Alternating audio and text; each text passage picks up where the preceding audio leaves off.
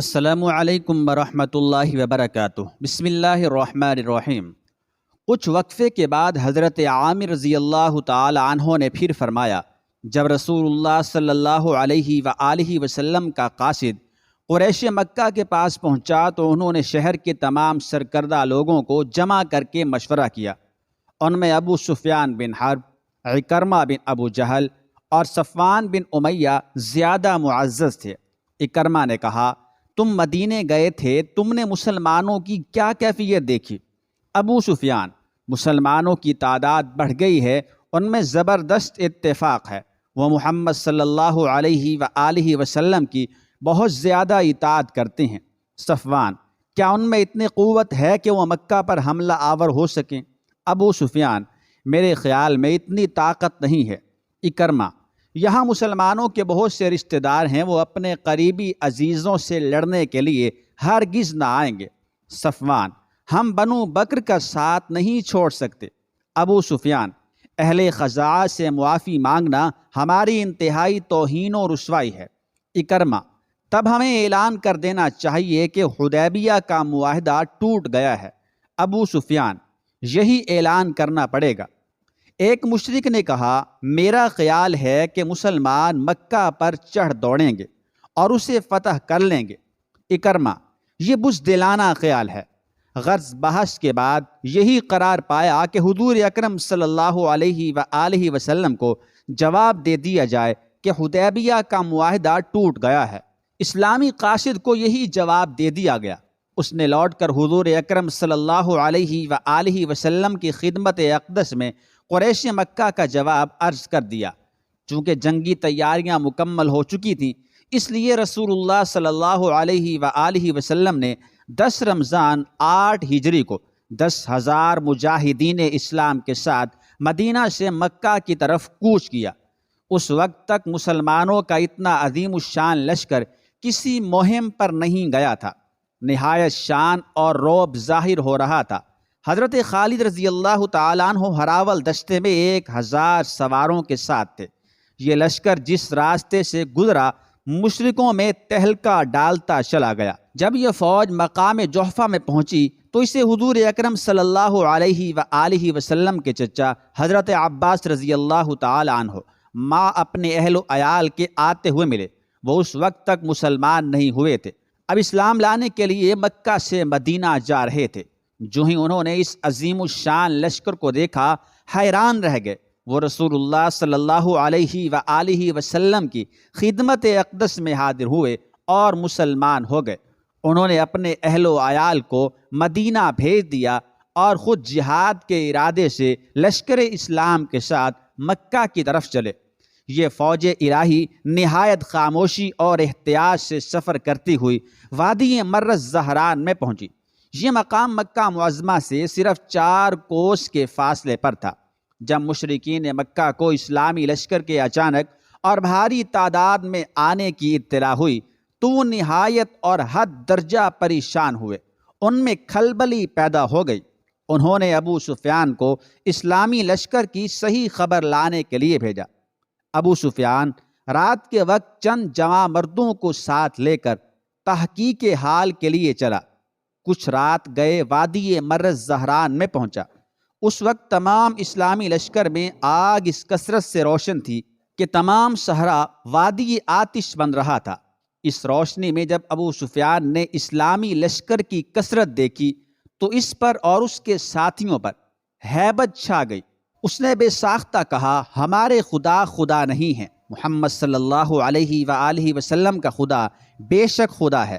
حضرت عباس رضی اللہ تعالی عنہ عم رسول اللہ صلی اللہ علیہ وآلہ وسلم کو یہ نظر آ رہا تھا کہ جب اسلامی لشکر سیلاب کی طرح مکہ معظمہ میں داخل ہوگا تو قریش مکہ کو خس و خاشاک کی طرح بہا لے جائے گا۔ وہ اس خیال سے مکہ کی طرف چلے کہ کوئی آدمی مل جائے تو اہل مکہ کو یہ پیغام بھیج دیں کہ زندگی اور امن چاہتے ہو تو یا تو مسلمان ہو جاؤ یا جزیہ کی ادائیگی پر رسول اللہ صلی اللہ علیہ وآلہ وسلم سے مصالحت کر لو۔ اتفاق سے انہیں ابو سفیان مل گیا۔ انہوں نے فرمایا، تم نے معاہدہ حدیبیہ کو توڑ کر اپنی تباہی کو دعوت دی ہے۔ فوراً واپس مکہ میں جاؤ اور قریش مکہ سے کہو کہ یا تو مسلمان ہو جائیں یا ادائیگی جزیہ پر صلح کر لیں۔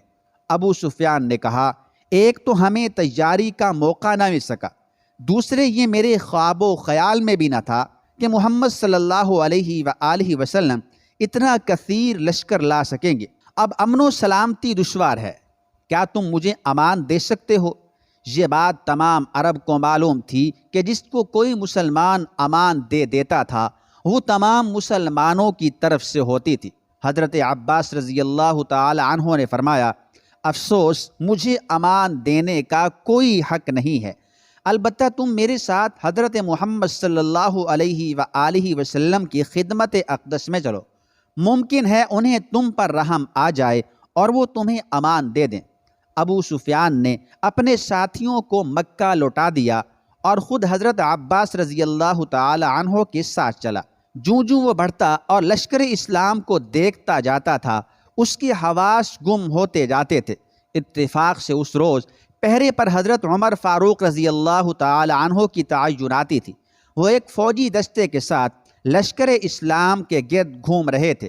انہوں نے ابو سفیان کو دیکھ لیا، بڑھ کر اس کے پاس آئے اور فرمایا، او سفاک کافر، آخر تم مسلمانوں کے پنجے میں پھنس ہی گیا نا؟ یہ کہہ کر انہوں نے اسے قتل کرنا چاہا۔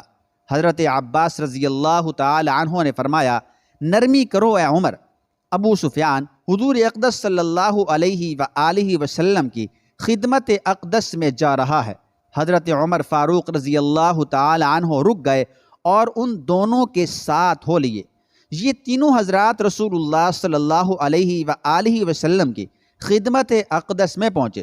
حضرت عمر فاروق رضی اللہ تعالی عنہ نے جلدی سے عرض کیا، یا رسول اللہ صلی اللہ علیہ وآلہ وسلم، ابو سفیان وہ خونخوار کافر ہے جس نے مسلمانوں کو بہت زیادہ اذیتیں پہنچائی ہیں۔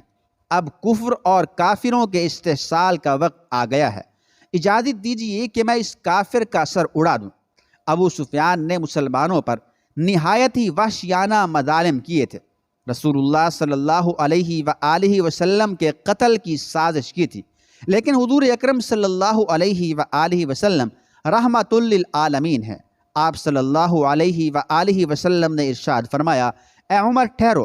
حضور اکرم صلی اللہ علیہ وآلہ وسلم نے ابو سفیان سے مخاطب ہو کر ارشاد فرمایا، ایک روز وہ تھا کہ میں تنہا تھا، تم نے مجھے اذیتیں دیں اور اس قدر ستایا کہ مجھے چھپ کر اپنے وطن سے ہجرت کرنی پڑی۔ آج میرے ساتھ فوج الہی ہے، کیا تمہیں اب بھی یقین نہیں آیا کہ سوائے اللہ تعالیٰ کے کوئی معبود نہیں ہے؟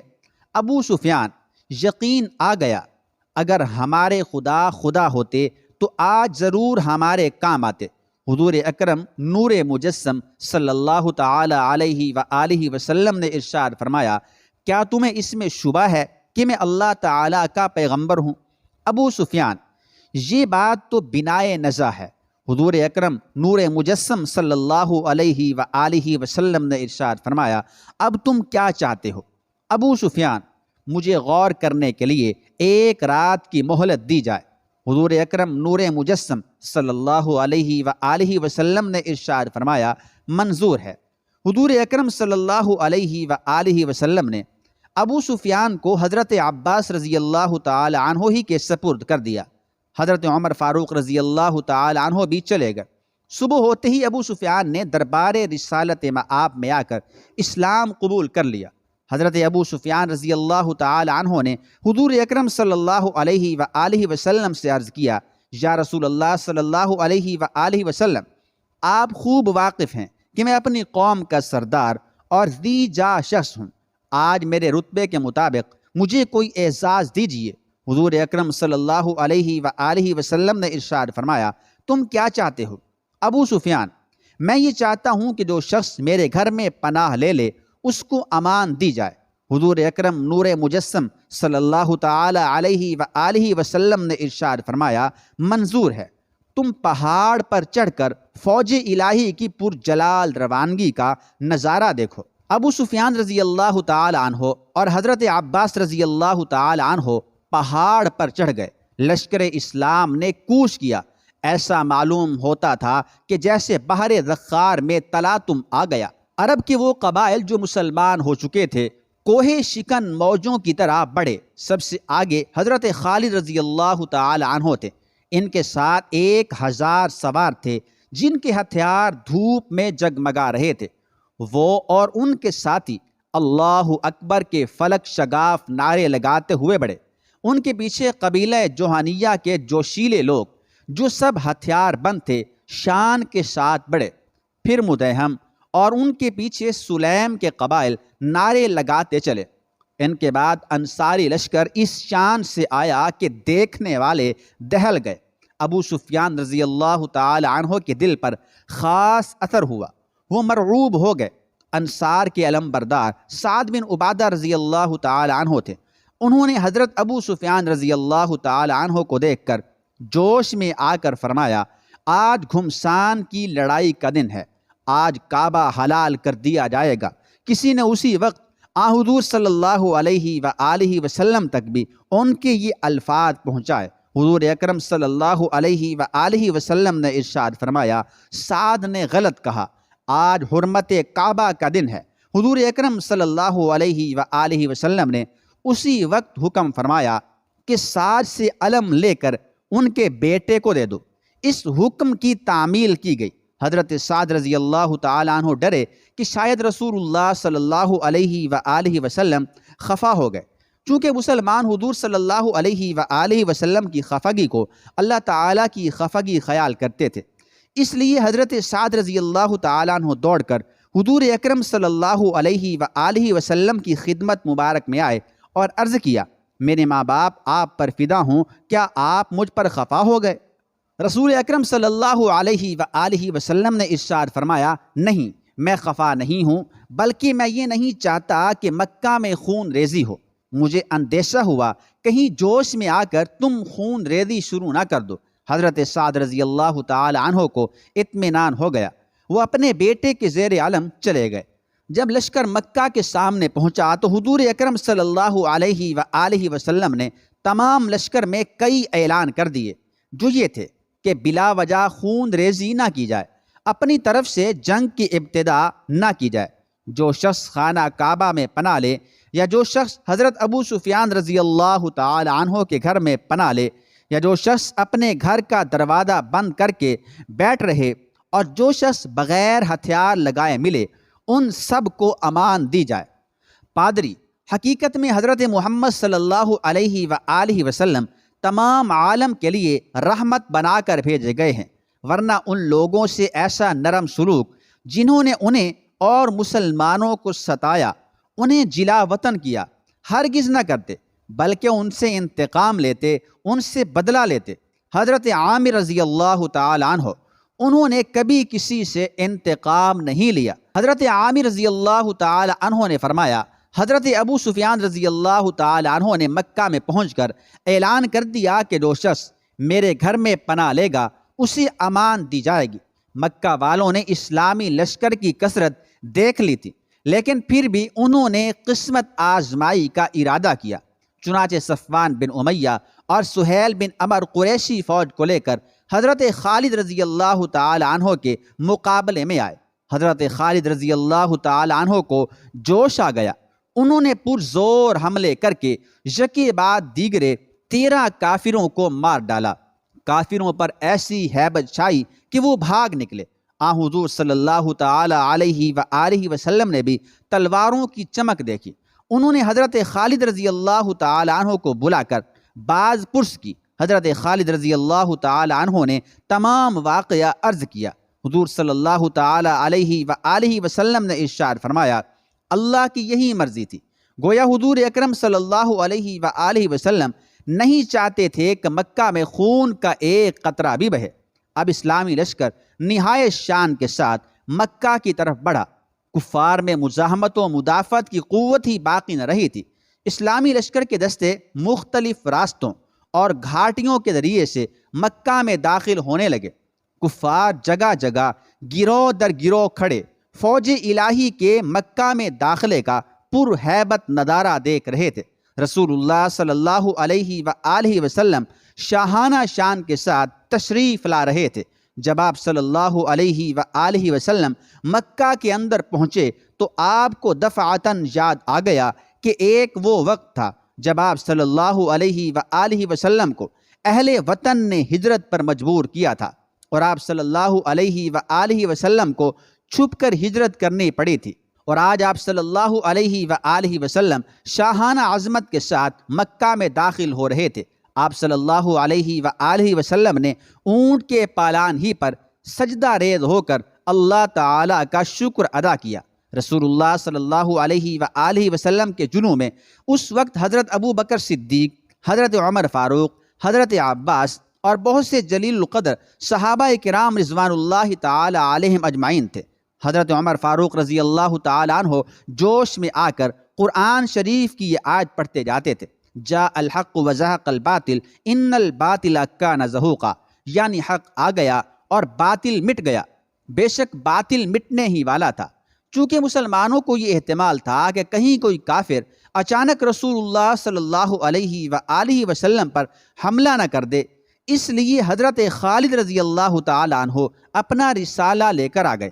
اس رسالے نے محافظت کے فرائض انجام دینے شروع کر دیے۔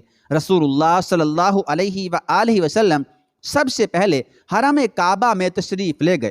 آپ صلی اللہ علیہ وآلہ وسلم نے سواری پر ہی خانہ کعبہ کا طواف کیا اور پرجوش آواز میں فرمایا، آج سے خانہ کعبہ سے معبودان باطل کی پرستش کا دور ختم ہوا، اب یہاں اللہ وحدہ لا شریک کی عبادت کی جائے گی۔ اسی وقت آپ نے حکم فرمایا، معبودان باطل کو اللہ تعالیٰ کے گھر سے نکال کر پھینک دو۔ اس وقت عثمان بن طلحہ رضی اللہ تعالی عنہ کعبہ کے کنجی بردار تھے، ان سے کنجی منگائی گئی، خانہ کعبہ کھولا گیا، وہاں 360 بت تھے، سب کو نکال کر باہر پھینک دیا گیا۔ حضرت عمر فاروق رضی اللہ تعالی عنہ نے ان تصویروں کو جو دیواروں پر نقش تھیں مٹا ڈالا۔ کفار کھڑے اپنے معبودوں کی اس تذلیل کو دیکھ رہے تھے، لیکن دم نہ مار سکتے تھے۔ حضرت خالد رضی اللہ تعالی عنہ کے تیور و شجاعت سے ڈرتے تھے، جو اپنا رسالہ لیے حرم کعبہ کے باہر کھڑے تھے۔ آخر کعبہ کفر و شرک کی نجاستوں سے صاف کر دیا گیا۔ اس طرح ایک عرصہ کے بعد حضرت ابراہیم خلیل اللہ علیہ السلام بت شکن کی یادگار بتوں کی آلائش سے پھر پاک ہوئے۔ کفار کا زور ٹوٹ گیا اور مکہ مکرمہ پر مسلمانوں کا قبضہ ہو گیا۔ حضرت عامر رضی اللہ تعالی عنہ اتنا کہہ کر خاموش ہو گئے۔